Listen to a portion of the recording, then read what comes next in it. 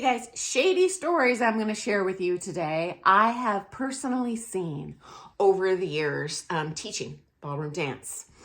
For the record, most pros are fully emotionally vested in your dancing as a student. So I'm just sharing some warning signs, because if this is happening to you, run the other way. There's a ton of other coaches out there who would love to teach you, prioritize you, make you the best you can be, the fastest. Okay, number one, I have seen a coach waste students' expensive lesson time on their phone. What are they doing? Texting? Playing games? Who knows? But I know this. I'm going to teach a better lesson if I'm looking at you or talking to you or dancing with you. And so, yeah, if you've got a phone addict, move on. Okay, number two. This makes me utterly disgusted, but I have seen a couple pros tell their students to cash in their retirement, to come up with huge dollars to compete prime with them, feeding them this line, well, you're not getting any younger, this is a once-in-a-lifetime opportunity, blah, blah, blah, blah, blah, blah, blah. Greed, padding pocketbook, run the other way, okay? Number three, I've seen a number of pros be perpetually late for their private lessons. Even worse, I have seen pros who cut the students' lesson time short because they were late, but they make that student pay the full price. So that student is paying with their money, with their dance progress, for that pro's lack of responsibility, lack of respect for that student's time. And granted, guys, everyone has emergencies. You know what? I'm late, not that often, maybe twice a year, but you know, emergencies happen. There's a mess up at the kids' carpool drop off or something crazy, but your pro should be showing up early to every lessons. Heaven knows I do, because you're paying a lot of money for that time and you deserve every second of that time.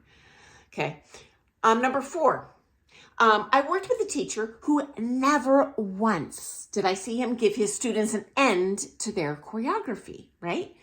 And for me, I'll ask the student, you know, if it's a regular student, it's a little bit different. I'll take a lot of time to do comp routines, but always loop the routine back to the beginning so it is functional. And I even do it to the point that it's musically phrased. If it starts on a 1, I want it to restart on a beat 1. Looks better, much easier to remember, much easier to follow, because follows often have a harder time remembering choreo than leads. So anywho, I pull the person aside and I say, why on earth aren't you ever giving your students a close to their routine where it links back to the beginning so they can use it? Honest to goodness, guys, he said, Sonny, if I never finish their routine, they have to come back to me for more lessons. What? So he is holding these students back to pad his pocketbook, greed, run the other way. And, you know, if it's an oversight, maybe it's a newer teacher, you know, hey, tell your coach, hey, can you loop this back to the beginning so we can actually dance this at a comp or a dance?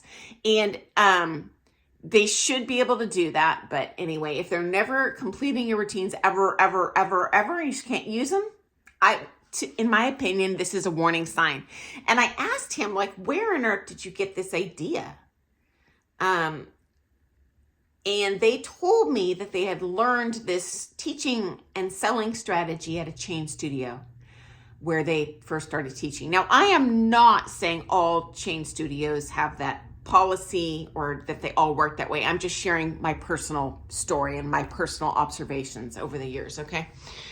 Okay, number 5 story. We had a student in our studio dancing with someone very close to me, who reached the Pro-Am kind of gold star, like the highest level, very successful competitor, very accomplished dancer, very young dancer. Deep pockets, high goals, scheduling flexibility. And so she had the opportunity, which she wanted to do, to progress up to becoming a professional championship level competitor. So if she stuck with it, absolutely an option for her in the future. Okay, a life goal. And at that time, I ran a partner search website, okay, for free. So students anywhere could go on there, leave a bio, and then if they were interested in one of the bios they saw, they could contact me and I would forward the contact information so they could hook up and determine if they might dance together. And there were many successful partnerships resulting from that. Anyway, found a partner for her on my website from Italy, a championship level lead, same goals, same scheduling flexibility, taking with excellent coaching. He was taking from a studio there where the owner, where he was taking with the owner is a former world show dance champion, former multi-time world amateur standard champion. So specializing in the same style that she specialized in. Perfect match. Willing to sponsor her on a work visa because at that time the amateur rules in Italy were a little different and you could teach and support yourself and compete amateur. Cherry situation. And her teacher aggressively, spitefully, in my opinion, discouraged her from moving to Italy and pursuing this partnership.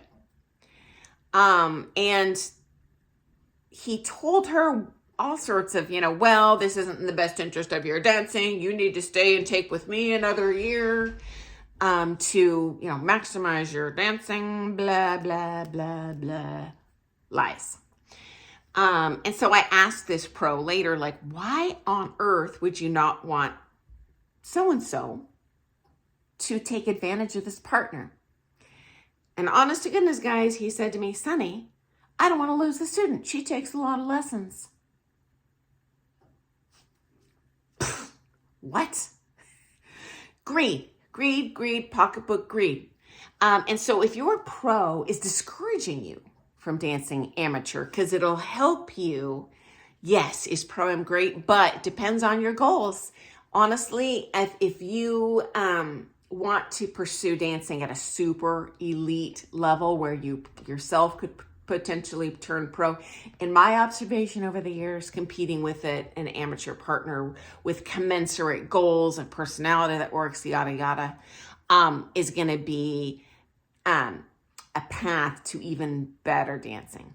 I'm not putting shade at Pro-Am at all. I do Pro-Am. I didn't as an amateur, but I do as a pro, and it definitely serves a purpose because there are many people, especially with deep pockets, that want to live the dream, so to speak. So you can dance Pro-Am, and the pro will dance you up to their level. And so, especially in terms of time, it's a faster way, more efficient way to look good on the floor, get a, gorgeous picture card, Christmas card picture, whatever. But in terms of actually becoming an independently skilled dancer that can look and feel amazing with everyone, my suggestion would be to take that amateur route. And again, I totally respect most people have no pro aspirations, but I'm talking about this one student, blew my mind because this in this situation, totally working against her, holding her back. Taking with him another year, she's going to progress 1/10 as fast. Crazy to me. Okay, next story. Worked with a pro who, and he did this to a couple of his students. He taught a lot of youth students, and he would encourage them to not go to college and continue taking with him to become better dancers. Again, I'm a pro dancer. It has worked out really well for me, most amazing experience of my life. But I've shared other videos how many people, even if they're a skilled dancer, don't end up being able to support themselves in this field. And so I personally feel a college degree is a good backup plan. And even if you are really successful, a lot of pros injure themselves and they have to stop teaching. And then what do they have? You're going to work at a grocery checkout and make minimum wage. So in my opinion, holding the student back, now not necessarily in their dancing, would she grow in dancing?